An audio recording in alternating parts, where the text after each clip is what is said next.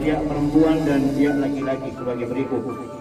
Yang pertama, catatan tadi, yaitu yang pertama uang belanja sebesar Rp70 juta.